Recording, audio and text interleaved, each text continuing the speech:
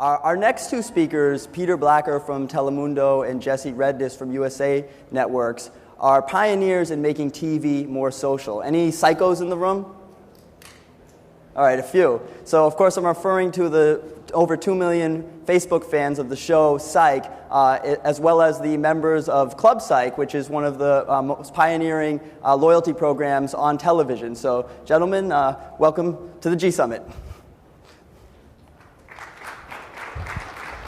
Thanks, man. How you doing? I'm Redniss, the head of digital for USA Network. And I'm Peter Blacker, head of digital for Telemundo. All right, so NBC Television presents. In 1947, one of the very first kids programs actually launched on air, and it was really a participatory program, and it was the Howdy Doody Show. So the Howdy Doody Show actually had real live audience, kids in the actual audience. Howdy Doody would come out, he'd bring the kids up on stage, and they would sing the theme song to the actual show. Throughout the show, they would bring kids up on stage as well to do certain skits. Tagline with a circus of fun for everyone. I think that kind of resonates into today's society and what we're looking to do in entertainment as well. Here's Howdy Doody, old school. I think they retired him in about 1960. And a little black and white shot. Now, this is the best footage. We work at NBCU, and this is the best footage we could get of Howdy Doody. It's kind of sad when you think about it. But really what we're talking about is participatory culture. Participatory culture in the modern age really is taking on a whole new form. And what we look at, because we are working at television networks, really is the social TV ecosystem. And really utilizing the second screen, your mobile device, your tablet devices, to activate, to engage, to get people, instead of being leaned back and watching a program, to be leaned forward, engage in, participate in the overall digital storytelling. Now, there's a lot of stuff going on here. So in Howdy Doody days, it was known as the Peanut Gallery. Today, this is the peanut gallery we have to deal with. People everywhere in real time are participating no matter where they are. If you look around the wheel, it's unbelievable how many people can participate on any single platform they really want to. Everything from Miso, GetGlue, Viggle, Google, Facebook, Twitter. It's just unbelievable when you look at the ecosystem of people participating in real time while our television shows are on. So what we want to do is actually walk through a couple of examples, real-life exampple of that second screen technology, of kind of best case scenarios that we've seen in the marketplace. And Peter is going to kind of walk you through some of the things that he's been doing at Telemundo. What we're looking at here is some Nielsen information about simultaneous usage of mobile devices and tablet devices while watching television. I think there's about 50% penetration in the US market of smartphone usage. So we're talking, 180 million total smartphones out there? Yeah. And right here, Nielsen did a survey on looking at the overall usage of those different devices while watching television. For us, our real job now is to activate those fans. How do we get them to pull out their phones while they're watching television to do something, to engage in what they're watching, to talk about it, to share it, to experience more?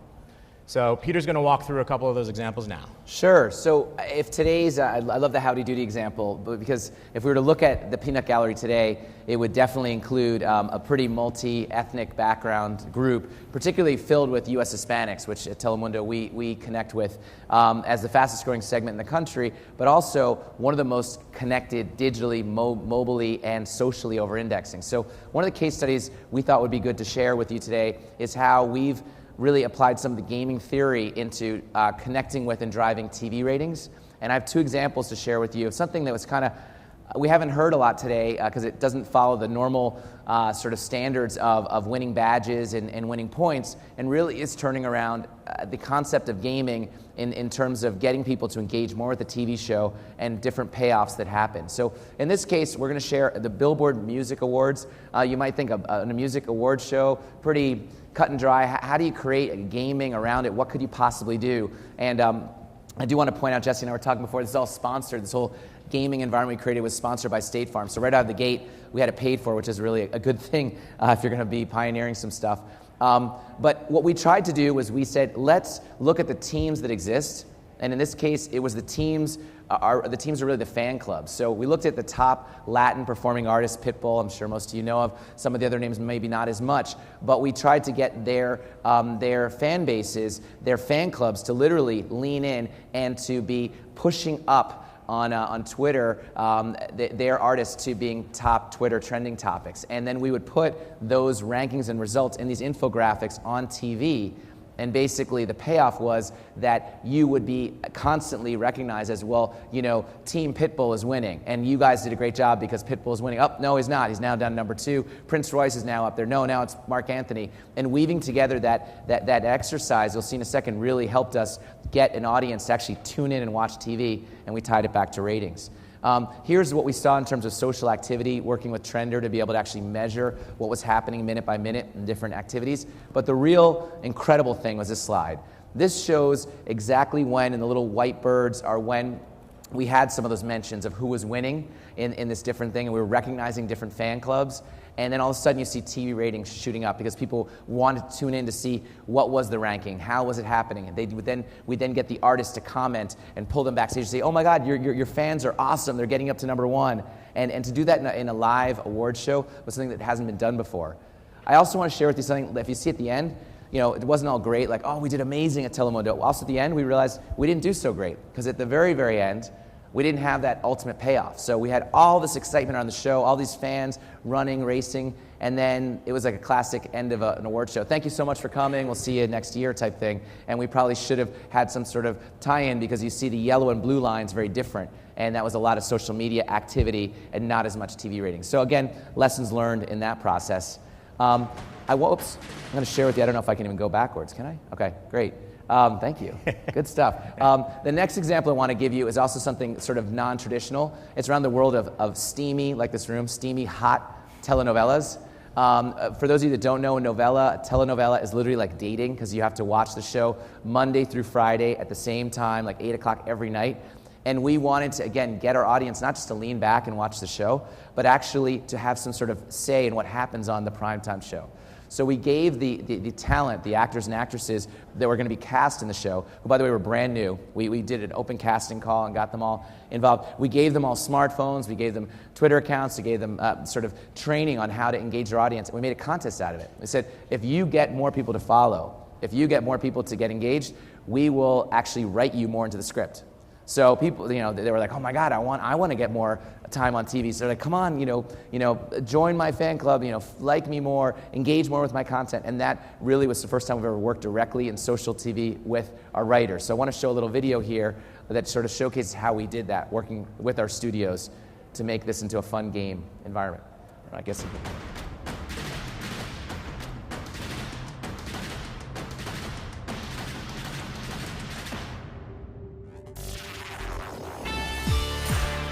Este es el primer chat que vamos a tener con los protagonistas. Muchísimas gracias por conectarse con nosotros.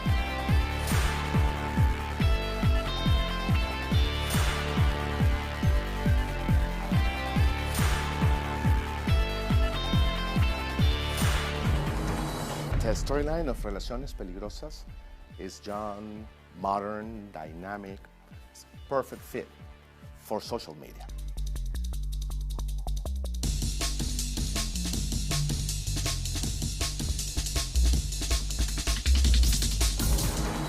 Explorar esta onda del social media, el Twitter, Facebook, ¿no? Y ahí me tienen con el dedo cansado, con mi pulgar cansado de tanto tuitear toda la noche. Todos estaban metidos en Twitter, todos estaban metidos en Facebook. Son herramientas que tenemos ya hoy al alcance de la mano, que ahora la empresa los esté utilizando, me parece fantástico. Implementar el social media me pareció increíble, además que el simple hecho de tener un contacto directo con los fans es algo único.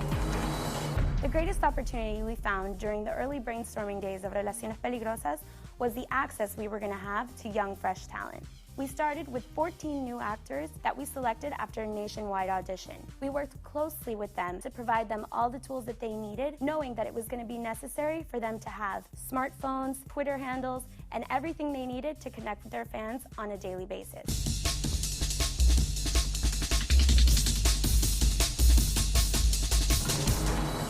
As a result of this very close collaboration between writers and digital media, we create something new, innovative, creative, that is pioneered today, the world of social TV.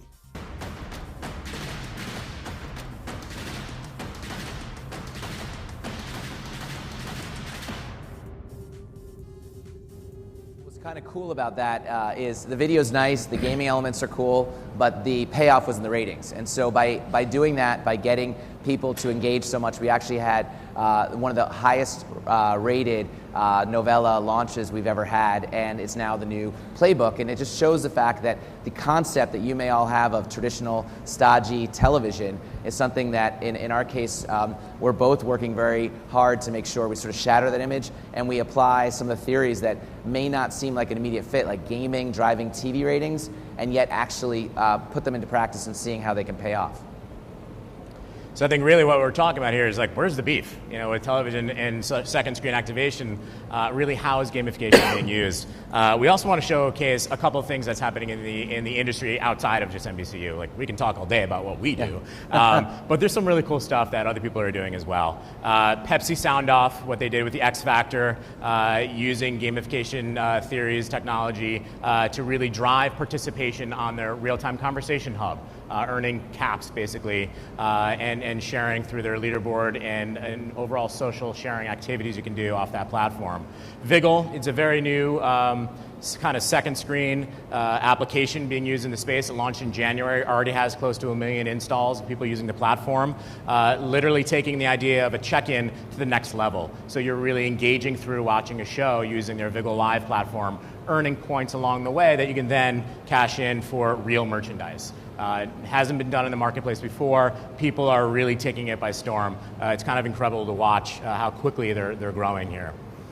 Teen Wolf, The Hunt, just launched a couple of weeks ago, really takes the concepts of transmedia storytelling meets gamification and putting it in a two-way dialogue in which users become part of the storyline. And really to showcase a little bit more about that and how a concept like that really works, I actually want to showcase the reel called #Killer, which was the next iteration of Club Psych, bringing that gamification, social storytelling, and digital platform engagement to a whole new level in TV entertainment. So let's take a look at that. This is the story of Psych #Killer. In 2011, USA wanted to extend their storytelling capabilities beyond the boundaries of a finite season. They reached out to and activated the massive, socially connected Psycho fan base by launching a true multi-platform immersive experience, #Killer. USA's goal was to leverage the social platforms to amplify the buzz surrounding the show and drive more brand awareness and increase viewership. #Killer launched, leading into a real-world event, USA's Psych Fan Appreciation Day. Fan Appreciation Day was the bridge that activated fans in the real world to enter the interactive murder mystery in the social world. #Killer sounds like a crazy person. #Killer is a first-of-its-kind real-time digital storytelling experience that combines the best of transmedia, gamification, and social media to create unique story experiences with the user. To solve the case of the #Killer, fans were tasked with using multiple platforms and social outlets to gather clues and play a key role in the story. We worked directly with Psych's writers and producers to create over 30 minutes of exclusive video footage shot on their set with the cast and crew. Oh, look at that. The experience began with a custom video featuring Sean and Gus as they set up the Psych Agency's Facebook page and Twitter feed. It was high time I joined the 20th century. It's the 21st century, Sean. Instantly, the agency received a cryptic tweet from the #Killer to pique the interest of our psychic social detective fans, and the mystery began. Within hours of its launch, #Killer was trending on Twitter. Psych fans were on the case. In a simulated real-time experience, fans became immersed in the game's world, clamoring for the next piece of the HTK puzzle and sharing with their friends as bits of the story were released throughout the day, 7 days a week for 7 weeks.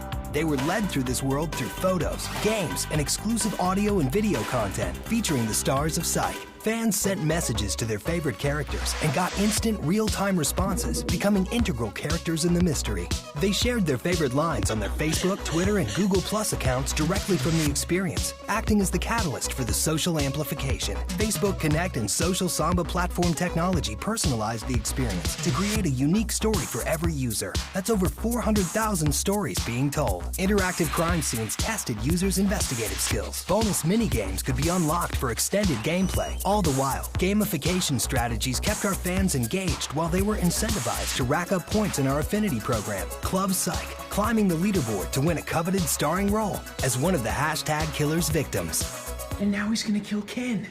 For nearly 2 months, 24/7, #Killer became an ongoing part of our psychos' everyday lives and made social history, and the ratings went through the roof.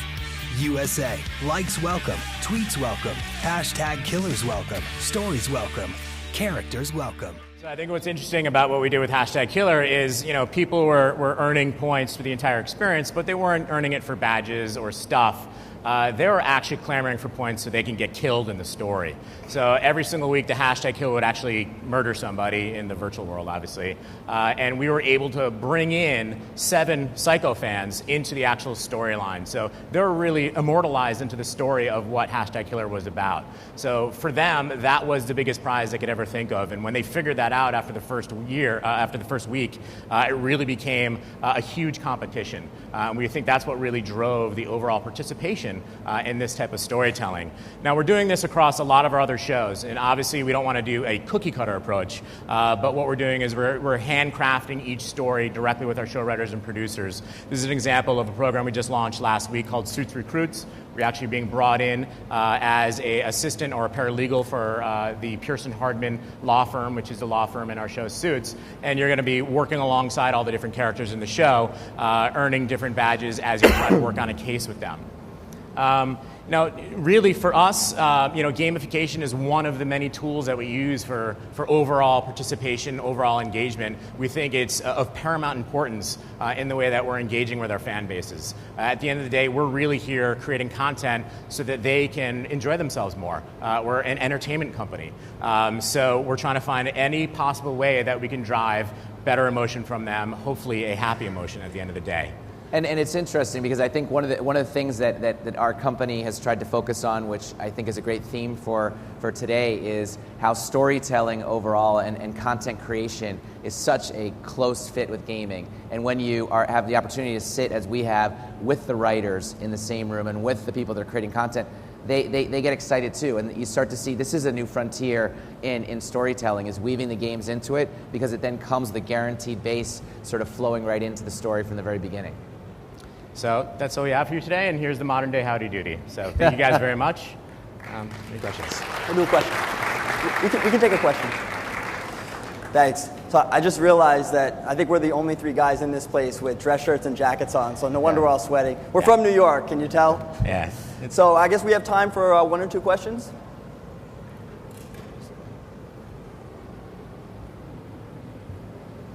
Hi, thanks for the presentation. I'm just wondering, you talked a lot about engagement around storytelling. Do you think this kind of approach could work for non-fiction storytelling? So I'm thinking about news in particular. If you picked a particular issue in a community, do you think you could sort of drive the same engagement?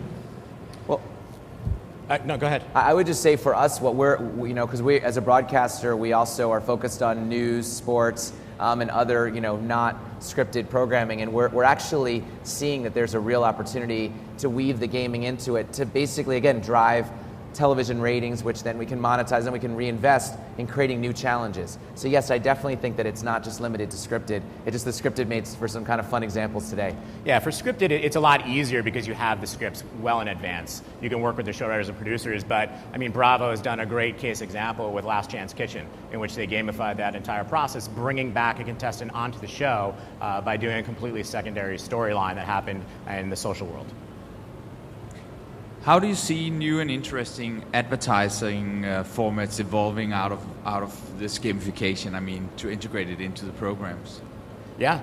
For us, USA, one of the things that we love to do really is an approach, it's more about created with. So rather having a sponsored by or presented by, it's really organically integrating a brand into the overall execution. So you're watching #Killer, and we can very easily organically integrate any product, CPG product, directly into that overall activity. We've done a lot of successful campaigns using autos, Ford or Hyundai as an example. Lexus, you saw, was integrated into the Suits Recruits aspect. We're actually going and shooting footage of the car, the Lexus vehicle, and bringing it in as video elements. We're creating games that involve advertiser products. So, the evolution of advertising isn't going to be in a box or a banner or a button. It's not going to be a 15-second spot. It's going to be deep, engaging experiences where the advertiser can really walk away and say, hey, we had 300,000 fans engaging with my brand for 19 minutes at a time. They shared 9 million times on Facebook and Twitter with a positive sentiment.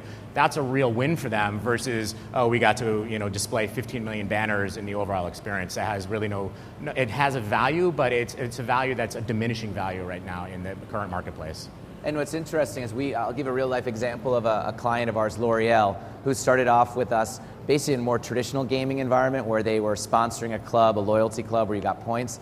And since they learned so much from that process and the world is evolving so fast that in this year's upfront buying cycle, they actually have a new position that they've just hired for, and that's under L'Oreal Content and Brand Experiences. And their whole thing, it's not about selling more makeup, it's about doing things like this. And they actually now have a team of people that they do exactly what Jesse was saying. They want to measure not just, hey, I put up even a makeup video, but how are people engaging with it? What are they playing? How many seconds are they playing with it? And can I actually build more loyalty around that experience? So the clients are themselves staffing up for it. And the gaming element is sort of the new kid on the block. It used to be social. First it was like digital, then it was social. Now we're seeing gaming coming into that mix.